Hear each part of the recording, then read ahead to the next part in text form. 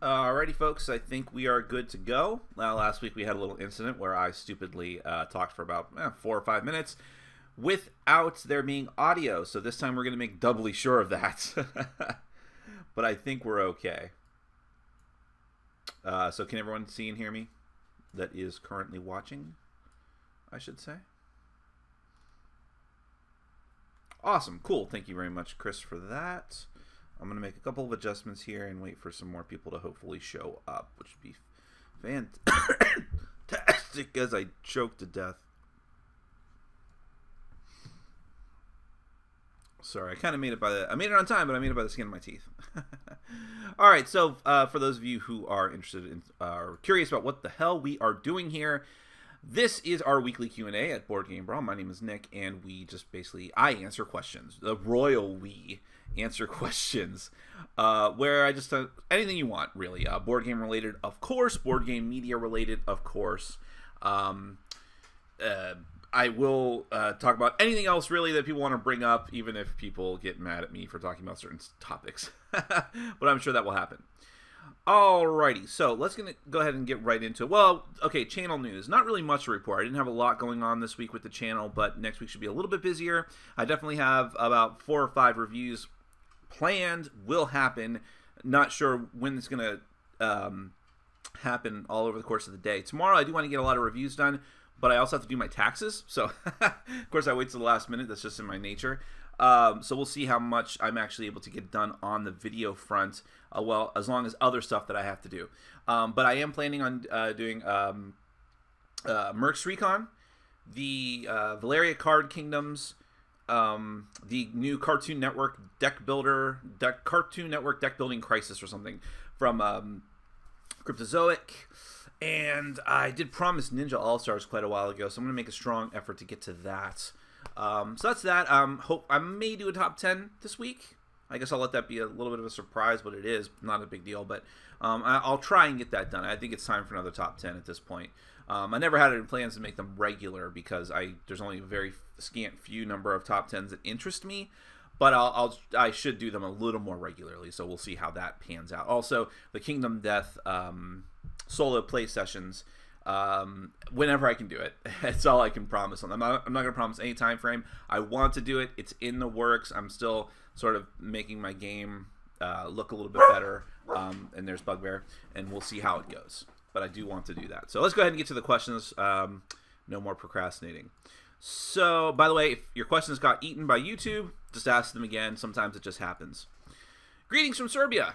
Always nice to hear from international people. I am noticing a huge change in the BGG Top 100, the Board Game Geek Top 100 games list in the last 3 years. Are the new games better than the older ones, or are we just following the cult of the new? I think it is a mixture of both. If I was going to be really honest about it, I think that people get hyped up on the newest stuff. That's just the case, and especially when you mix that together with the fact that so many people are coming into board gaming for the first time. We really are in the golden age of board gaming. I know people are just like, any minute now the bubble's going to burst, but it hasn't yet.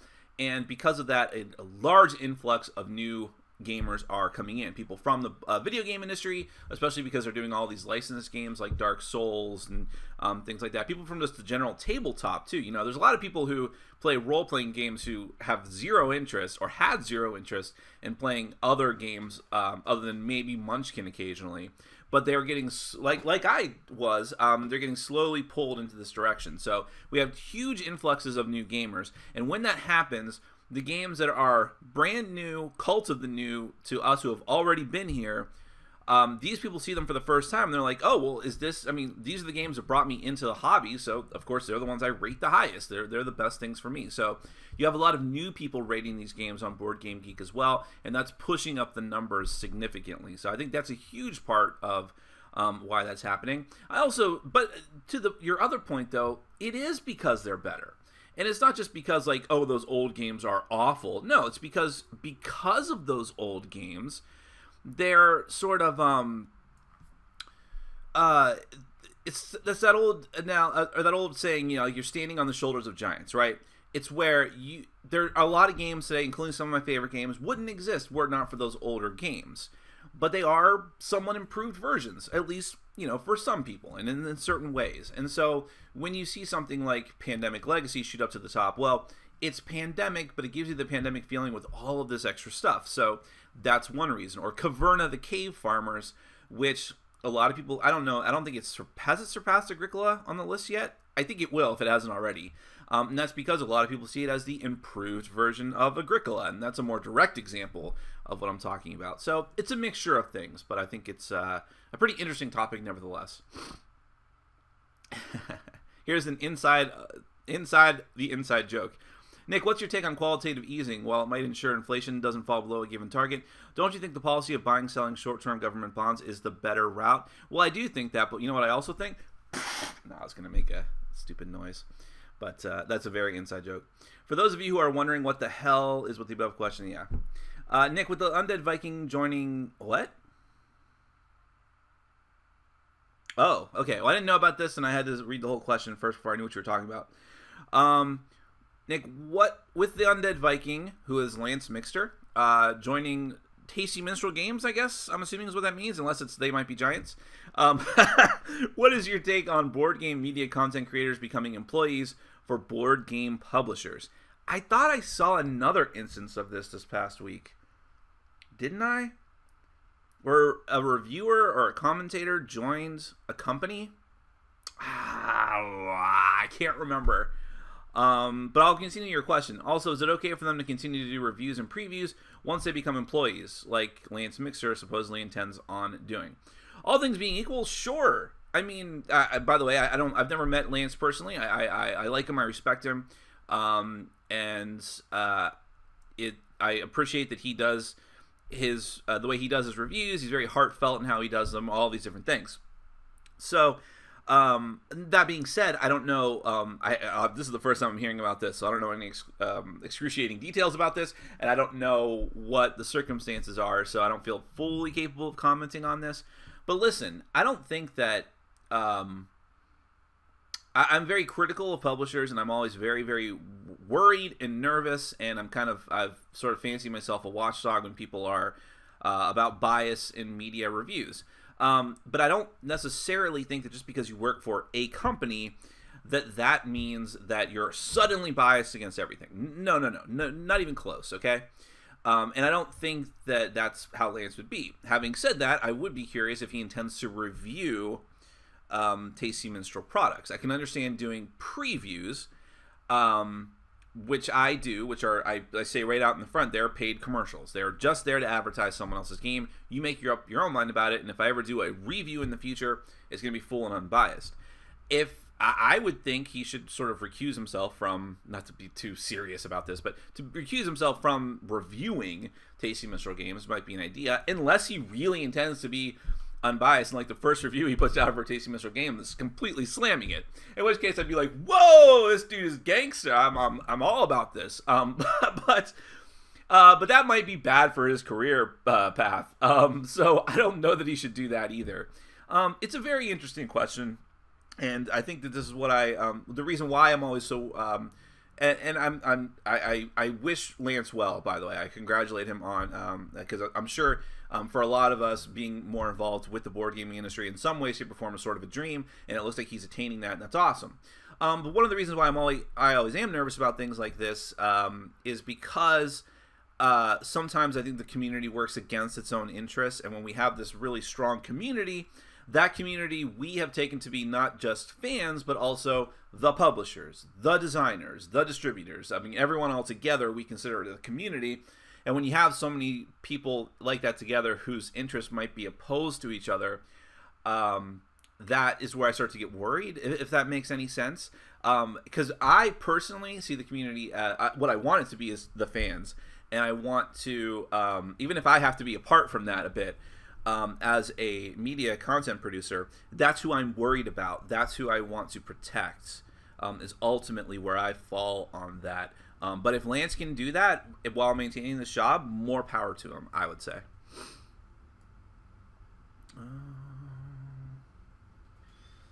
All right, Ross preps this question a bit and then says, He talks about the games of the Oniverse, Sylveon, Castellian, and so on. First, have you played Castellian? And second, Friday appears to be in between print runs as well. Any idea how long until it comes back? Because people are asking absurd amounts for it. Yeah, Friday, by the nature of the fact that it never sold particularly well in its first few print runs, which seems odd because it went to more print runs, but it always seemed to be a game that just sort of occasionally came out. They put out some copies, it sold out, then it just keeps coming back and back. But I don't think it sells incredibly well enough for Rio Grande to make like thousands of them at a time, which is a shame because it's a great game. But I would say that good games stay in print. Okay, that's one of the reasons why I'm critical when people suddenly resurrect a game that fell out of print from years and years ago, and they're like, yeah, that happened for a reason. But Friday has been consistently getting good reviews. People have liked it, people have enjoyed it, and I think solo gaming is sort of taking off. Hence the reason why so many lists popped up. It's interesting because I did a list a few weeks ago, but then yesterday, Rado and I's. By the way, if you guys don't know about that, it's a thing. Check it out. Rado and I did a cooperative. Well, it's a cooperative solo list where we work together to do our solo list together, and I updated mine a bit. And then the same day, I only noticed because over in the margins it said all the solo game recommendations, video recommendations came up, and I guess Z over on the Dice Tower did the same thing. I was like, okay, that's odd. So that's becoming more popular, so you're going to see games like Friday gain more popularity, and so I think it will come back in print. But to the first part of your question, have I played Castellian? Yes. So I've played Onirim, Urbian. I like them both a lot. And Onirim was on my first version of the solo list. It just got booted off by a couple of newer games that I forgot about. And I have not played Sylveon. I have it. I just haven't gotten around to it. I did play Castellian. I did not like Castellian. I thought it was okay in some regards. I should do a review of it eventually. But I also felt like it was punishingly difficult. But more importantly, it was just kind of boring. I wasn't as engaged in it as I was with the two card games, Urbian and Onirim, which does make me very curious how Sylveon is, and I hope it's really great. I just answered your next question. And Onirim, I think, would have been like my 11 or 12 because of the way I reformatted my list. But still a great game. Highly recommend it, especially the newer version of it. I had the original version originally, which came in a box this size. But the new one is a lot fancier. So I'm waiting on the new version of Urbian, by the way. I'm going to scroll down a bit just to make sure everything is still kosher because I'm very paranoid now.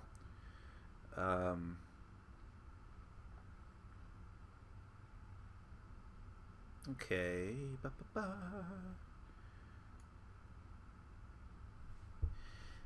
Well, thank you, David, for the compliment. David says, hi, Nick, your videos with Rado were fantastic. I owe that all to Rado. You can give him all the credit for that, for the idea, for putting it together, for recording it, for doing the work. I was shocked that he had it up so quickly. I thought we were both going to keep people in suspense for a little bit longer. I even made a post about it after we were done on Thursday night. But we recorded Thursday night, and I was like, all right, well, I was like, oh, I should probably ask him to let me know when it comes out. And all of a sudden, I woke up in the morning to some tweets saying, oh, this is amazing. You guys are collaborating. I'm like, it's up already?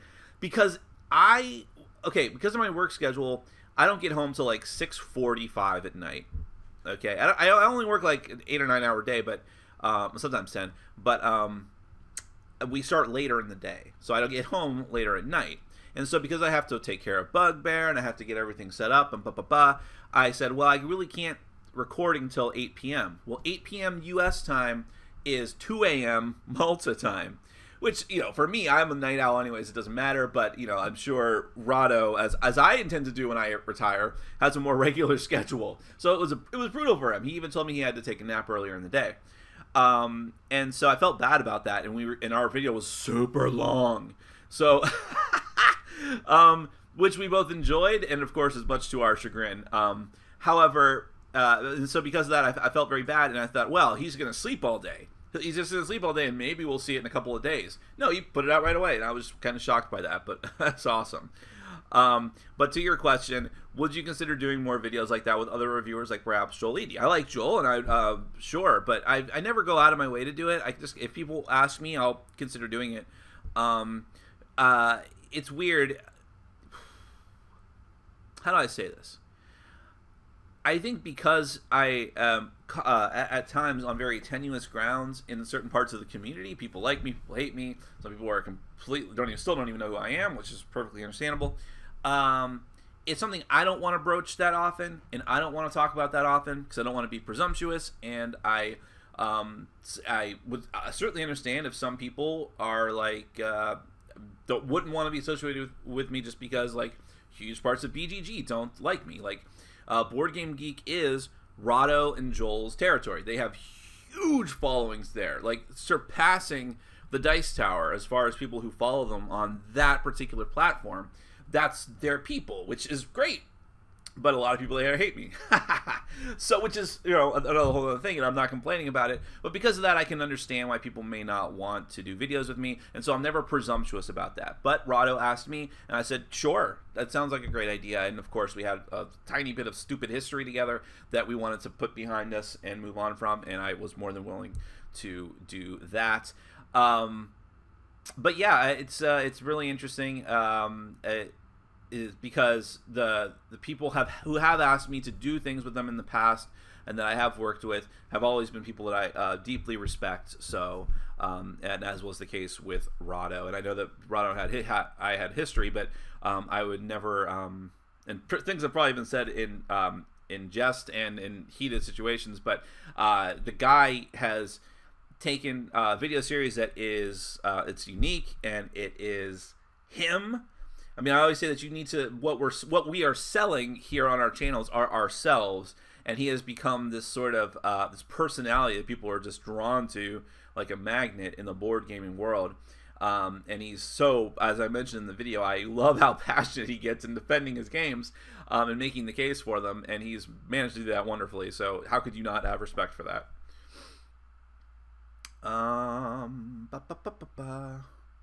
Taxes are not already late. We have until the 18th. Boo! It's the 18th this year because there was a congressional holiday yesterday. Where do all your shirts come from? A lot of places. T-Fury, Shirt Punch, Ripped Apparel, QWERTY, spelled QWERTEE, of course. A few come from Woot. Woot less often, though, because Woot does very general things. They don't do licensed stuff. For the most part.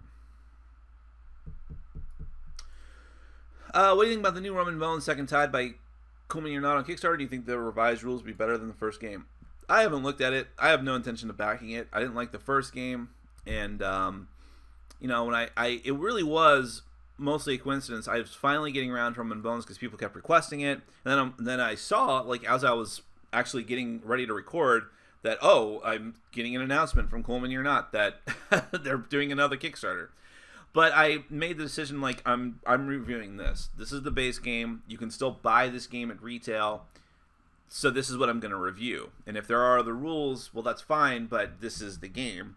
I haven't looked at it. I'm not particularly interested. To fix what I had problems with in the game, they'd have to drastically change the game. Maybe I'm wrong, but that's my opinion of it. But hey, listen, a lot of people love the game. Okay, a lot of people love the retail game, the original one, as written. So I'm an outlier, I would think.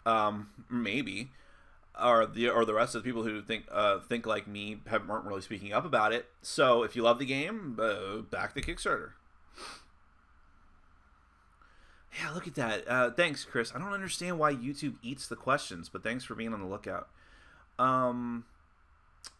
So he's reposting questions. Lee from Australia, thank you very much for watching from Australia, asks, when you play a legendary solo, do you use the official solo rules, the golden solo rules, or do you play a couple of decks co-op style? I don't know what the golden solo rules are, and you should email me about that, because I'm very curious what that is.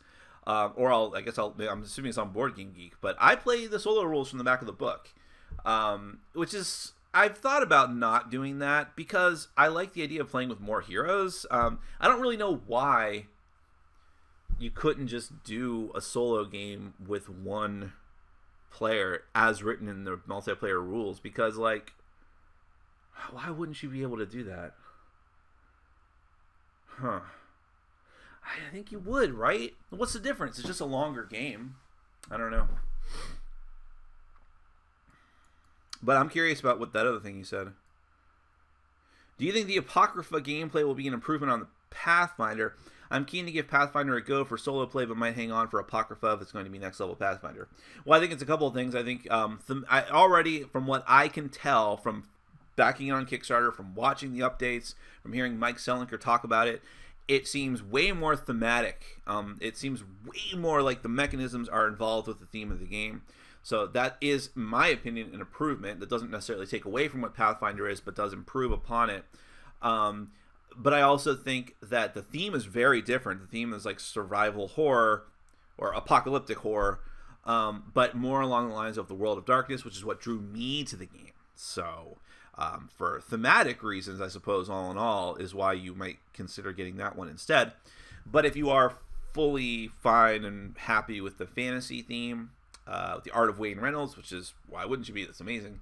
Then check that one out too, or instead. Hey Nick, great team up with Rado. I'm glad you added Assault on Doomrock. Question, which mythology themed game is closest to your heart? Roman, Greek, Nordic, or any? Ooh, that's a good question. I will give you, this is Chris reposting for Roddick. I'll give you props for that, Roddick. Well, the first one that came to mind was Elysium. Elysium is Greek mythology based, or is it technically Roman mythology based? Well, in any case, it's a great game, wonderful game. I think it was one of my favorite games from last year. Made it onto my top 10 of the year list for good reasons, and my top 100 list as well. And it's kind of, I don't know, people aren't really talking about it all that much, but maybe it has its following, and that's good news. I really can't think of another one off the top of my head, which means it's probably my choice. Champions of Midgard is good, but it's not like amazing. Yeah, I'll go with Elysium.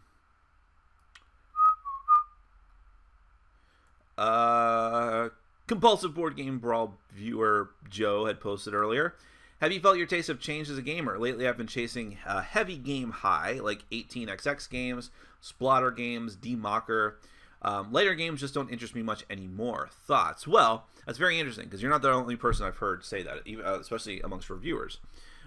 People just don't, a lot of people that I know don't want to bother with micro games anymore. That fad is kind of come and gone for them. Or they have the micro games that they want, and that's it, and that's their filler games, and now they want to dig their teeth into something a lot meatier, a lot chewier.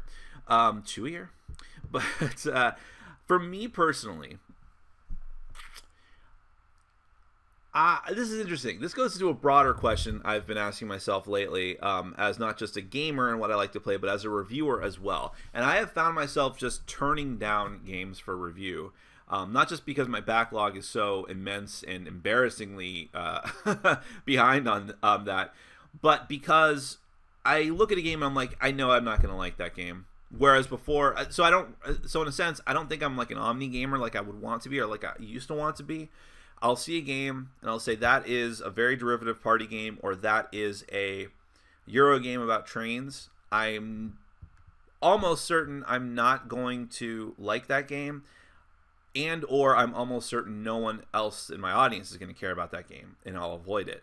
And because, what I play ends up being eventually what I review, and what I review may end up staying in my collection permanently, and all these things, vice versa. They sort of feed into each other, and so it ends up influencing what I actually play and what I actually like. So I have found that I'm sort of solidifying my tastes into card games. Of course, deck building games will always be there.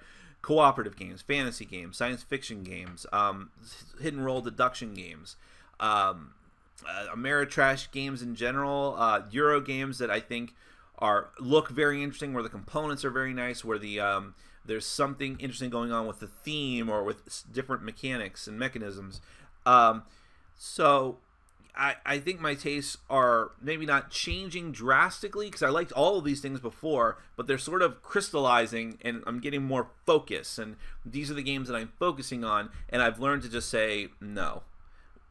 Before I would have taken any game for review, but now I just know that I'm not going to get to that, because it's not going to be interesting for me or for my audience.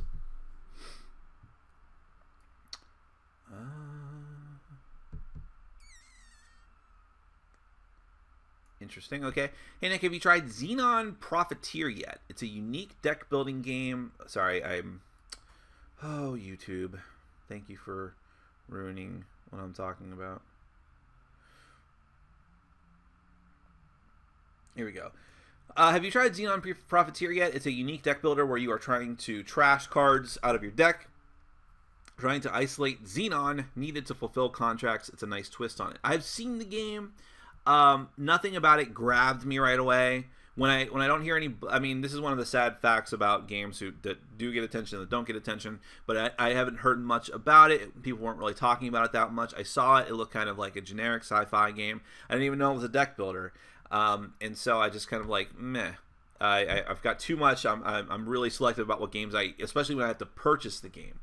But the way you describe it, though, makes it sound very interesting. So perhaps I will put it back on my radar. This is why the Q&As are so useful. War Machine Hordes is getting a new edition on June 29th. Rules will be free. Are you interested? I am interested. I never played the battle boxes I bought before. Hopefully the miniatures in those boxes at least will be useful if I decide to play in the future. I always like the idea of playing War Machine and Hordes. I just can't get people to play miniature war games. But I am interested. Especially since the rules are free, and I read a little bit about how they're going to be doing the boxes. I'd like to actually see what content you're going to get in the boxes and how much bang you get for your buck. But if that's the case, I would love to buy some of the new boxes and maybe even do a review for it. We'll see. By the way, thank you for everyone who's making the nice and kind comments about the solo list I did with Rado. I'm not going to read every single one because it makes me seem like an egoist, which I am. But it was very fun. I had a lot of fun doing it. I'm very grateful for Rado for giving me the opportunity. I think he's a great guy, and his channel is great too. So thank you everyone for the kind words. But I don't have the greatest lighting right this second, so I know it's fading in and out. Okay, well, this is interesting. So I didn't know enough about Lance's channel, so I'll recant a bit of what I said before. Lance wouldn't do a review that slams a game. His policy is that he only reviews games that he thinks are good. He is always upfront about games designed by friends or that he has play tested. Okay, that's great. And again, I wasn't making any kind of thing.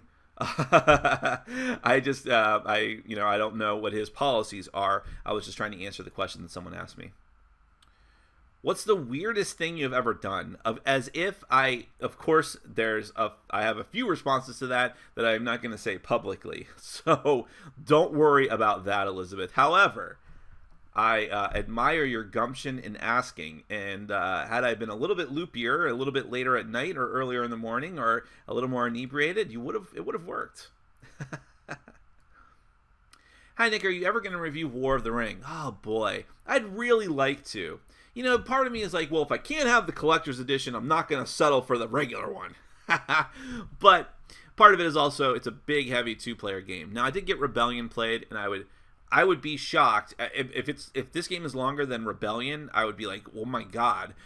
So that's not really a concern, but two-player games are a little bit harder to get. I don't know. I haven't wanted to drop the money on it, but I do know some people in my group who are humongous Lord of the Rings fans and would be willing to play it with me. So one day. I think it would be a good thing for the channel. What's the weirdest thing Bugbear has ever done? That's a little more reasonable.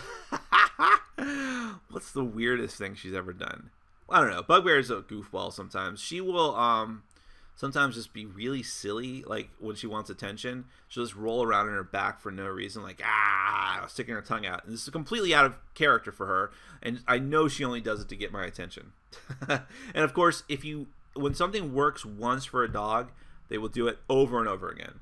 So at some point along the way, Bugbear stopped screaming for food. She used to just like scream and whine, like in the beagle way. Like I can't even mimic it, but she would scream for her food, where she's just sitting there and looking at you, and then she starts screaming at you. And it didn't work. We got so annoyed with it that we said, no, you're not getting anything. And we put her in the room. And so that stopped working. But then at a certain point, she did like this little cute begging thing where she sits down and gets up on puts her front legs in the air, and that worked for her once. So now she does it all the time. So at some point when she did her little goofball act, I must have paid attention to her, and now she does it all the time.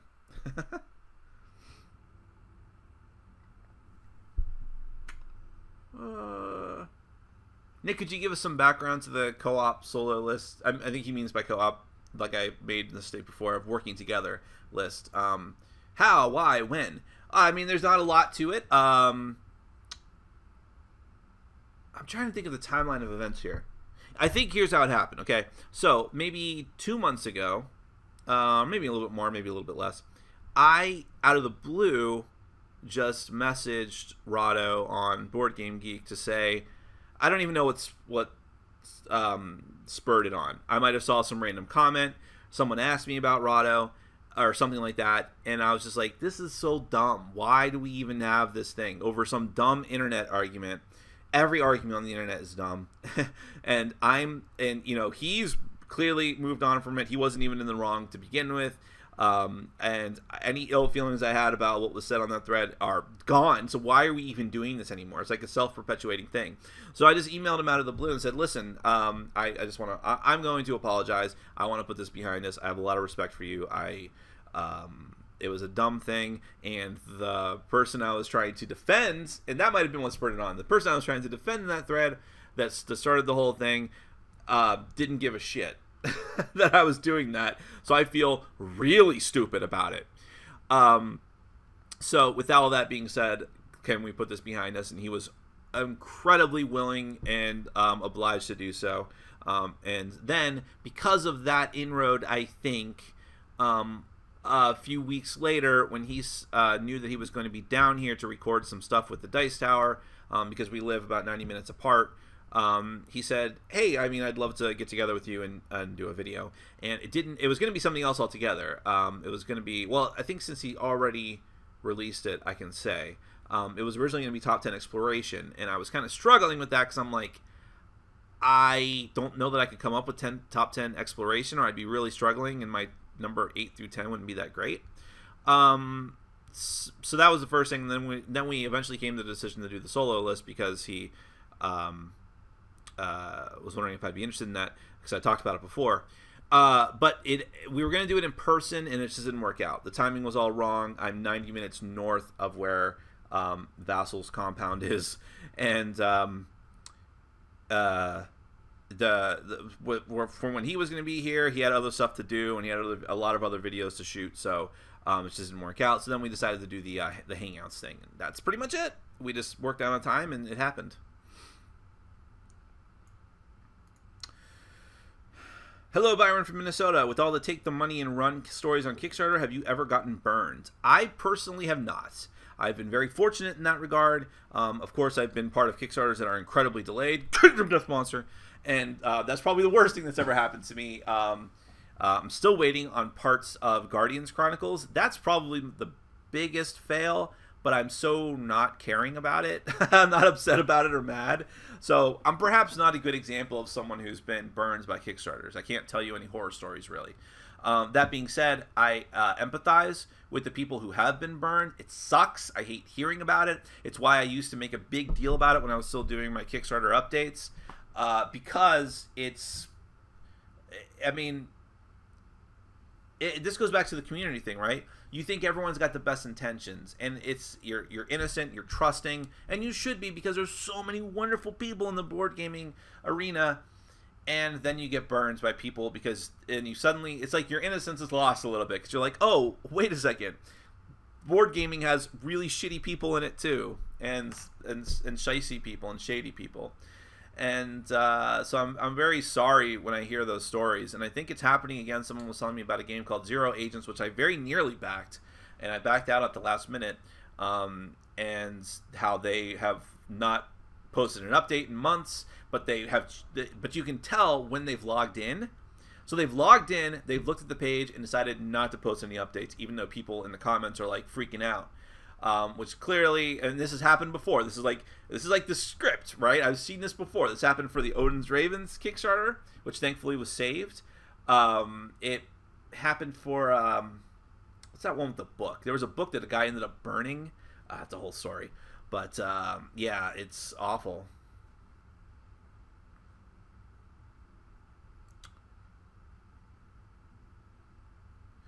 Oh, okay. So Elizabeth is commenting on a Facebook post where I made a little funny Facebook post with a multiple choice about what video I'd been working on. That was the video. It was the Rado one. I spent 3 hours recording that with Rado.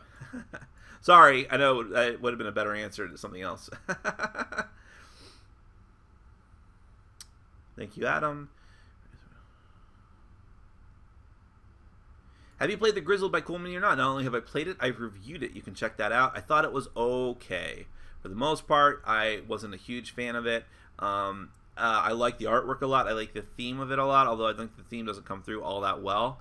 I was kind of shocked that people were and are super interested in that game to justify an expansion. Like, it's okay.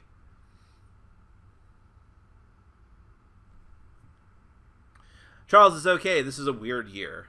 This usually is the 15th, so you'd be perfectly right in any other year, but this one just fell on a weird day. I suppose like every 7 years it would happen. Do you think board game artists get enough credit for their work? Why are so many of us so ignorant even of their names? Great question. And they probably don't.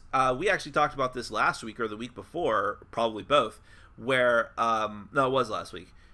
A lot of times, especially since it is much easier, relatively easy, to get a hold of some a great talented artist and have some great artwork produced for your game and graphic design.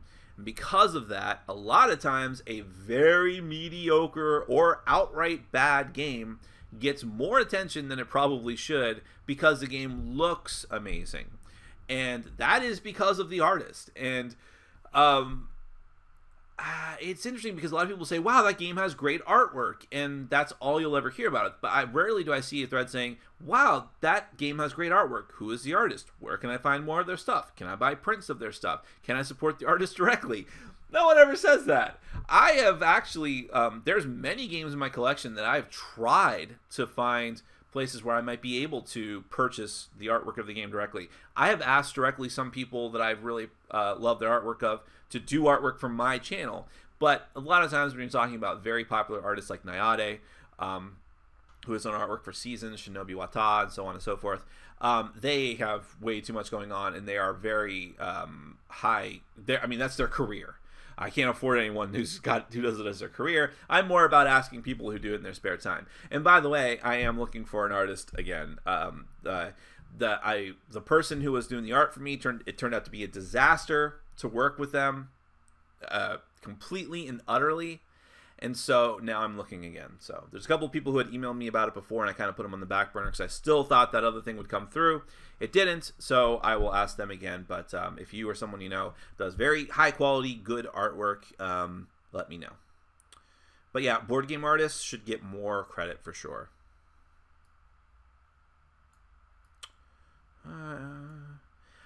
Hey Nick, is Myth dead? Have we all moved on? I don't know. Listen, I gave a, I guess, scathing review of Myth because the rules were a disaster, and some parts of the game were interesting, but it was very derivative in a lot of other regards, and I felt like it was a hobby miniaturist project that a game was shoved onto. But having said that, I always felt from what I saw out there in the community that Myth had a pretty devoted following. Listen, they did another Kickstarter just for expansion content that, what did it make? It made like at least $700,000. And for an expansion, that's a big deal. Typically speaking, I think they had like second edition rules and stuff in it too. Typically speaking though, only Cool Mini or Not can get like an escalating amount of money for expansions, and their expansions are standalone games. This is why every Zombicide does more money than the last. But typically, when you see an expansion on Kickstarter for a game that was also released on Kickstarter, the base game, the expansion gets much less because, of course, there's going to be drop-off. Not everyone who bought the original game is going to be coming back for the expansion. But for Myth, that drop-off wasn't much. I think the original made like $900,000 or so, and the next one made like $600,000 to $800,000. So clearly there's an audience for it. But it is an interesting question. Is it mainly hobby miniaturists? I don't know. Or is it a mix like Kingdom Death? But I'm not willing to give Myth another shot because right now I feel like too many other games do what it does, and it had its chance, and I have moved on. Other people, who knows? Hey, Nick, I'm home from a rough week in the hospital. Well, sorry that you had to be in the hospital. I'm glad you're back. I am better than any antibiotic. That is, in the strangest way possible, that's one of the nicest things I've ever heard said about me. So thank you, Mark. But yes, I also hope you get well soon. Is soccer getting more popular in the U.S.? Stay healthy. As I rub my nose. It is. I think that soccer is becoming more and more it already was a world sport. It was just all the world except for the U.S. because we in the U.S. don't ever want to change. Nobody wants to change in the U.S. Keep everything the same. Or regress. Go back. So with that, and anything from foreign lands is considered suspicious and scary, and we already do everything 100% correct here in the U.S. So why would we want to change? Clearly, football, like American football, is the best sport ever. Don't you know that, foreigners? So people are coming around and getting into soccer. But I don't like it because I don't like any sports. So I'm never going to change in that regard either. I am very set in my ways. I'm guilty too. How many times did you check sound this morning? I think I've done it like 4 times. Do you listen to any board game podcasts? I do not. None of them really interested me that much to begin with. I used to listen to the Dice Tower, and I used to listen to the Secret Cabal Gaming podcast. After the whole thing with the Dice Tower, I just stopped listening to or watching any content from them. But with the Secret Cabal, I think they have a really good show. They've publicly acknowledged that they're not fans of mine in no uncertain terms, even after I met some of them. So I was like, well, okay, that kind of puts a bad taste in my mouth. So for personal reasons, I don't listen to any of those anymore. And none of the other ones really interested in me to begin with. So that's just me. I would be curious now to check out Rahdo's podcast, though, too, because I've heard he's a bit more raw and unfiltered there. By the way, let me say also publicly, I don't want to make a big deal of it because I know that he wouldn't want to make a big deal out of it, but I didn't know when I recorded the video with Rahdo that one of his beagles had passed away earlier in the week, which I was very sad to find out after the fact. Adorable beagle. I mean, both of his beagles were really, really beautiful, and I'm, as an animal lover, as a beagle owner, in any way, shape, or form, I was very, very sad to hear that. So give him your best wishes and condolences. Like I said, I'm sure he doesn't want to make a big deal out of it, but I felt I wanted to say that.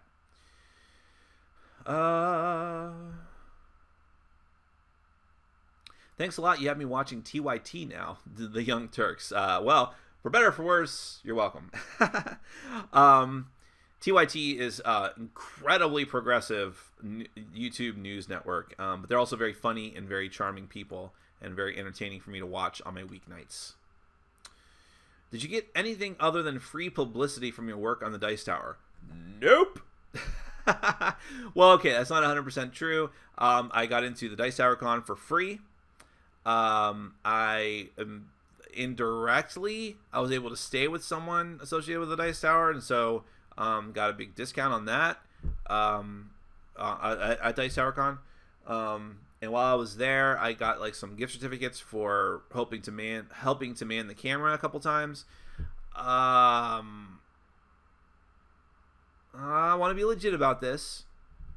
Did I get anything? I think I got a couple of free games.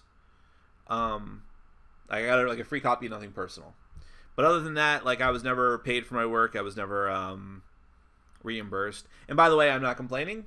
I knew that. Like, the whole reason my Kickstarter update lasted as long as it did, on my end even, that I even kept doing it, was because of free publicity. Or publicity. It wasn't free. I worked for it, but that's the whole reason. I actually would have quit the Kickstarter update 5 to 6 months earlier if it wasn't for that. I was like, well, I'm not at where I want to be with my channel yet, and this is free publicity. Why would I just stop? So that is a huge reason, and that was enough for me, so I can't complain about that, really. But you will notice I didn't do that much other work for the Dice Tower for that reason. Did you ever get Steam time to the table? No. I will eventually. If you could make Spectre Ops a better game, what would you do? I think Spectre Ops is really good as is.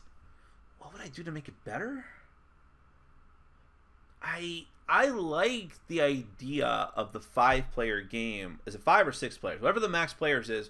When you do that, one of the hunters is a traitor that's on the agent's or the runner's side. But it wasn't great. The implementation of it was kind of poor. So I would improve that a bit. And I might also just make the game a little more dynamic, more stuff going on, so it's not quite as close to like Scotland Yard. But I can't really complain about the game. I enjoyed it greatly. It made it into my top 100. I think it made it into my top 10 for the year or close. And for last year, the game looks great. The components are great. So, I don't know. I don't think it's broken.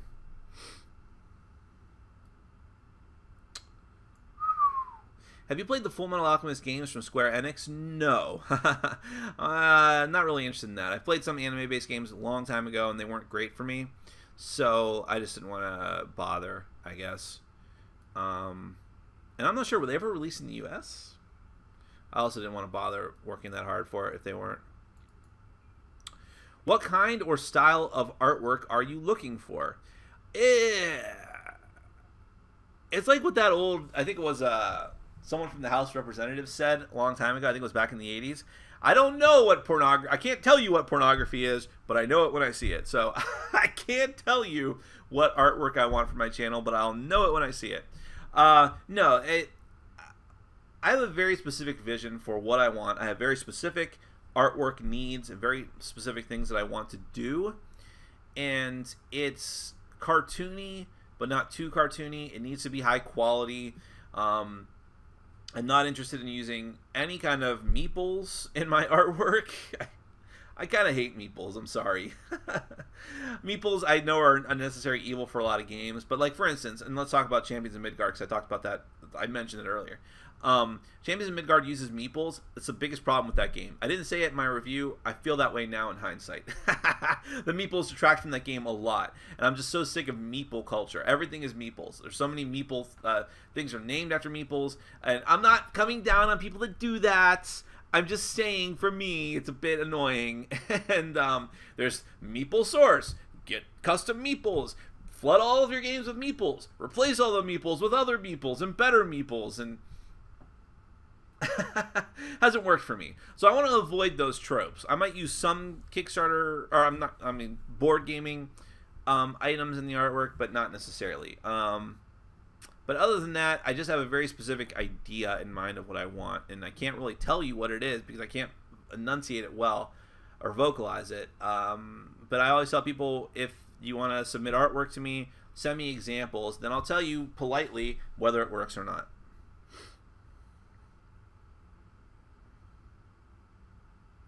Nick, I'm recently craving a Seasons expansion again. What would you have in a third expansion? God, I just want more cards, right? I'm perfectly happy just getting more of what's in the game. Because honestly, with the second expansion had the Destiny die, and that was it. Actually, I think that's pretty interesting. But I was never a fan of the enchantment cards, like the global things that flip up gameplay. It's all right. I wasn't even like that enthralled with the chips, the one-time use chips. But more cards is amazing. It's amazing. So I'd be perfectly happy with just having that. Maybe I'm always happy when these kind of card games give you like character specific powers that you can use over and over again. That might be interesting. Like that would help the theme too, right? Like you're supposed to be wizards engaged in a 3-year-long duel. At what point does it feel like that though? It doesn't really. But if you were all actually wizards, that might be interesting. I would like to see more of the lore of this world that they just sort of made up on the fly for this and for Lords of Zidit, which was the re-implementation of Himalaya? Maybe? Yeah, I think so. So I'd like to see more of this world and these monsters, and I think they could flesh it out with those kind of elements. But more cards. Hi, Nick. Did you get everything for Descent in anticipation for the app? What content do you think the Lieutenant packs will unlock in the app? Excuse me. I don't know. I do not have everything for the game, but I have a lot of the game, and I will certainly want to get more. But I don't know the explicit details of what's going to be in that app. I'm so curious. What they've showed is like, I'm really excited for it. So I'll probably try and review the app as best I can when I get it. Please do an imitation of Bugbear baying. I couldn't even. As I mentioned on Facebook last night, it's like a seal being tortured. It's the best way to describe a bay. It's not like her howl. It's not like her bark, which you may have heard in the background. It's like... I mean, it's awful. It's awful, but it's fun. Like, I love it when she does it because it means that she's having fun. And no one ever taught her to do that. We got her when she was 6 months old. But her breed has been bred to hunt from their inception. From the time people decided to breed beagles from other hounds. And so it's just ingrained in them that when the chase is on, when they start to run full speed towards their target, they start this baying noise in order to alert everyone else in the pack, the other beagles or the humans, hey, I got something. And so it has to be incredibly loud and shrill. But that's also why their tails are stand upright and show their butthole. And why their tails stand upright and why the tips are white is because beagles traditionally hunt in long grass. And that's... It's true, and you see their tail going through the grass like that because they're so low to the ground. Otherwise, you wouldn't. Fascinating stuff. I know, right? I can talk about beagles all day. That'll be a separate video. Will you and Tom Vassell do a top 10 together anytime soon? I would say no. How common is it for board game reviewers to be receiving kickbacks from game companies in return for positive spin and publicity for their games? How common is it? I don't have numbers on that. In fact, I've only got anecdotal evidence. I can't tell you like, oh, well, if you go here, you'll see the evidence of how this happened. I just know that it happens. I've heard private conversations where people are saying things, and I'm like, you're talking about, going out and trying to woo publishers and just a lot of like weird stuff. And I think part of the problem is people don't even think that's an issue. Like, it's just, why? Well, it makes sense. They're all part of the community. We're just being nice to each other. And that's kind of what I've railed about in the past. And by the way, one of the sad parts is that I'm not calling out anyone in particular on this. I see it all over the place. I see it online. I see it in person. People just don't seem to have a problem with one hand washes another philosophies. I didn't like your game, but I just won't review it, or I'll shunt it off to or I just won't do anything with it because I want to stay in your good graces. That kind of crap. It's really odd. What are your thoughts about Santorini? I don't know a ton about it. It looks really interesting. It's obviously beautiful. That's what everyone's talking about with it. I know it's an abstract game, so it's going to be kind of give or take for me. What is the smallest game, actual size and footprint that you own? Is it good? The smallest game. I mean, I have a ton of small card games. Those are probably, smallest game. I don't have anything that's smaller than like a deck of cards. Yeah, I don't really have anything that's smaller than like just a bunch of cards. So if I had to pick, I'd have to say like Love Letter or something, right? Because it has the fewest cards. And yeah, I like it.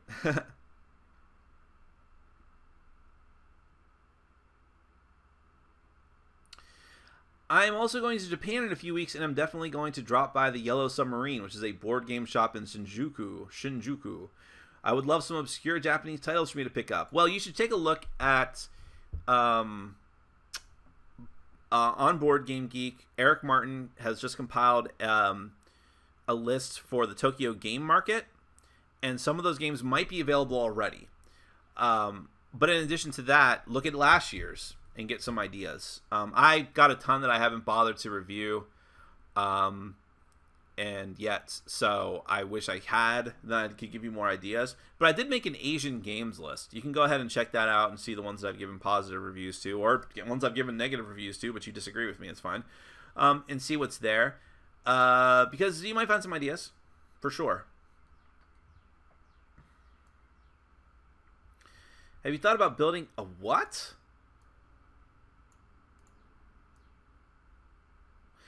Stephanie, I don't understand your question. I don't even know if you're making fun of me or not. But that's fine. Have you thought about building a Raspberry Pi? P-I. I don't know. I would love some clarification. What is your ideal amount of board games to have? Whatever I can reasonably fit. Right now I'm tripping over them, so I'm going to have to get a storage unit.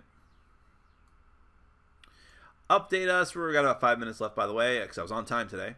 Update us on the latest superhero shows you've been watching. Sure. So The Flash and Arrow came back, and they were great, and then they're gone on hiatus again for a week or two. It's really frustrating. Legends of Tomorrow is getting really good. I think that show has hit its groove. I just caught up with that. Or maybe I might have missed this week's. No, I think I'm up to date. The last one they had, well, I guess I won't say in case it's a spoiler for anyone. But they had a special old superhero guest star, sort of. Supergirl I'm caught up on. I like Supergirl. It's not great. In fact, of the superhero shows I watch, maybe it's my least favorite, but it's still good. The other one is Agents of S.H.I.E.L.D., which I think is also really good. I've been an Agents of S.H.I.E.L.D. fan almost from the beginning. It was rough in the beginning, but I think it's become amazing since the events of Winter Soldier, and I wish people were paying more attention to it. Because if they paid more attention to that, they would have paid more attention to Agent Carter, and Agent Carter is probably not coming back, which makes me very sad. But let's see. Everything else has been pretty good. I really liked the last episode of The Flash. I think the last episode of The Flash is where he went back in time again. And I was like, oh, are they doing this again? But I thought they did it in a very interesting way. And I thought the AV Club was a little too critical of them for that. How can we get Soda Pop miniatures to make candy versions of their dice? I think they're game for that, by the way. Has anyone actually suggested that to them? Their dice do look like candy. They look like big Jolly Ranchers with sugar coatings on them. They have done tchotchkes before. My friends were just playing with one of their tchotchkes before. Hold on.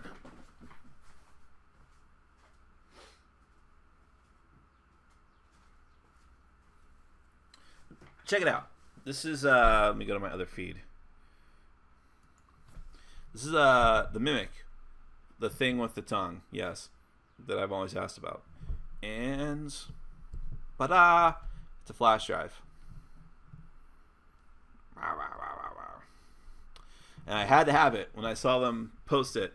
I think they were selling them at Gen Con, but then they put a few up on their website, so I made sure to get it as soon as they did.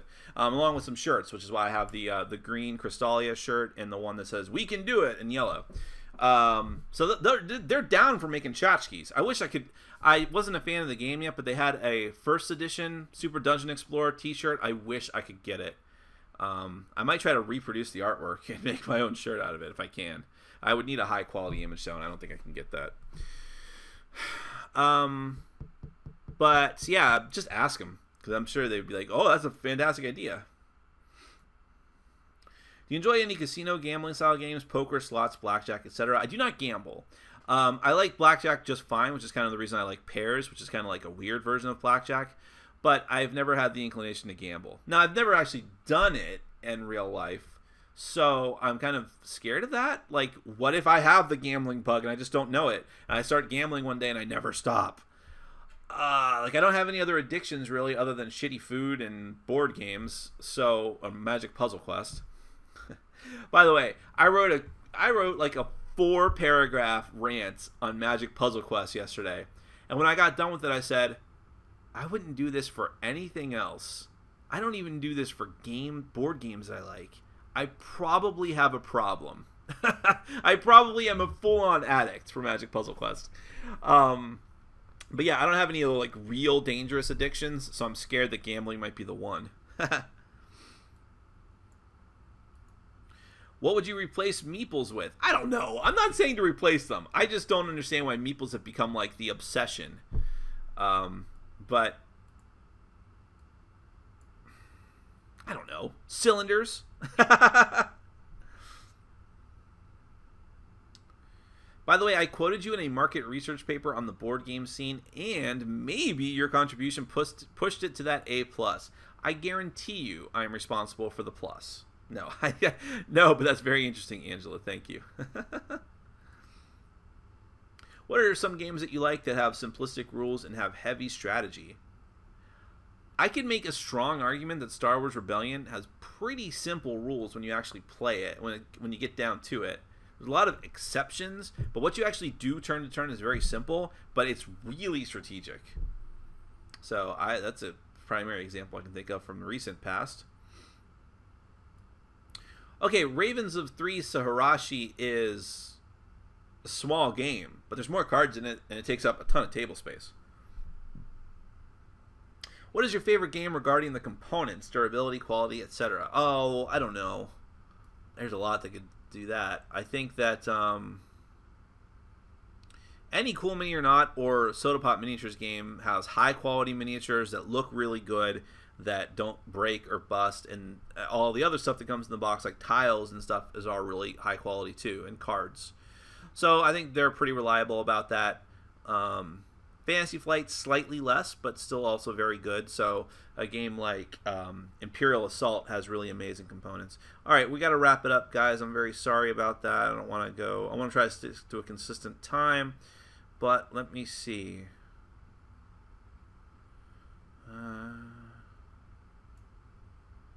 Oh, Raspberry Pi is an emulator. Ooh, I might actually be interested in that if I ever had time to play video games.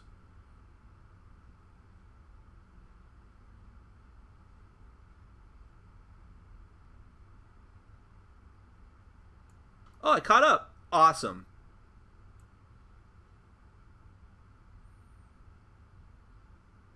All right, cool. So I'll just end on talking about Magic Puzzle Quest again.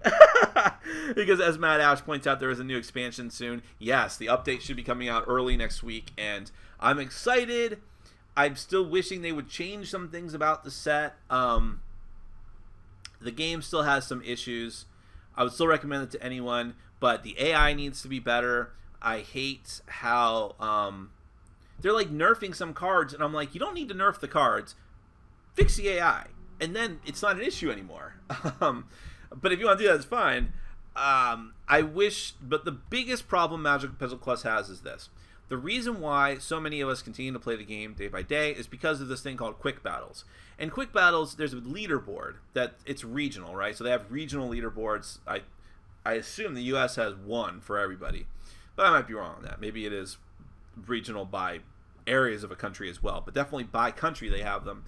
And you compete in the game to just get to the top of the leaderboard as quickly as you can. And how it works is Magic Puzzle Quest, by the way, functions a little bit like Marvel Puzzle Quest or Adventure Time Puzzle Quest and so on. But you have an interesting card mechanism where you're building a deck of 10 cards ahead of time, like Magic the Gathering and blah, blah, blah. And you have monsters fighting each other back and forth. But how it works in the quick battles is that you're not playing directly against competitors. You're playing against the decks of other players randomly that are then controlled by the AI. And the AI works very poorly. And the thing about the game is that, yes, there is some skill involved as far as how you construct the deck. But of course, that's random too, because you have to hope that you get the right cards from the booster packs and things. And yes, there's booster packs.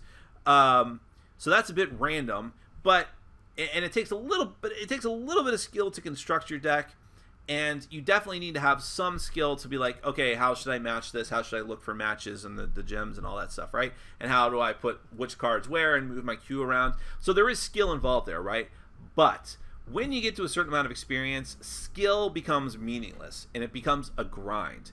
The way, and the most important thing that's important for the quick battles is time. If you have enough time and your deck has enough rares, you can get to whatever position you want on the leaderboard.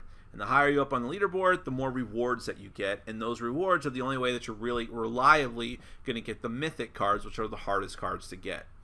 But again, it's not about skill. It's about how much time do I have to get to the top echelon. For me, it's very difficult. I don't have a lot of time. I work all day, and then I come home and I got to work on my channel. So am I going to work on my channel? Am I going to play Magic Puzzle Quest? But other people don't, and I'm not criticizing those people, but they literally just sit there and play all day long, or maybe they're on the subway all day, whatever the case may be, and so they will always be within the top 10. Whereas the rest of us, like, I played for like 2.5 hours last night, and With other plays throughout the day and the day before, it only got up to rank 32. The highest I've ever gotten is 5, and that was a long time ago before there was a big user base for the game. So that's my biggest complaint. They actually, what they need to do, my advice, this is what my rant was about. I know most people have tuned out by now. That's totally fine. My advice and what they should do, what they will never do, because it's probably too complicated, is to have compartmentalized matched leaderboards where you are matched up with people whose logged in game time is similar to yours. And then it's more exciting for everybody because now you're competing directly with people who are in the same sort of bracket as you. And if you want to do well, you have to be on the ball and you've got to be following up, and you can't let go for a minute, but you know that you'll at least get high enough up to get something. So that's I can't believe we ended with that rant about Magic Puzzle Quest, which most of you probably never played or never will play. But that's my obsession aside from board games right now. So, guys, we're going to go ahead and end it there. It's an odd note to end on, but I do love the game and you should check it out. So thank you so much. The Q&As are one of my favorite things ever to do with my channel, of course. And thank you so much for your support with the whole Rado video, which is great. Well, check that out for sure. Go over to Rado's channel. And he's on Kickstarter, by the way. Check out his Kickstarter, which I think is still going on right now. He'll have links over there, too. But thank you very much. We'll do this again next week. I hope you all have a fantastic weekend and a great rest of next week. And do your taxes. I know I will. Take care.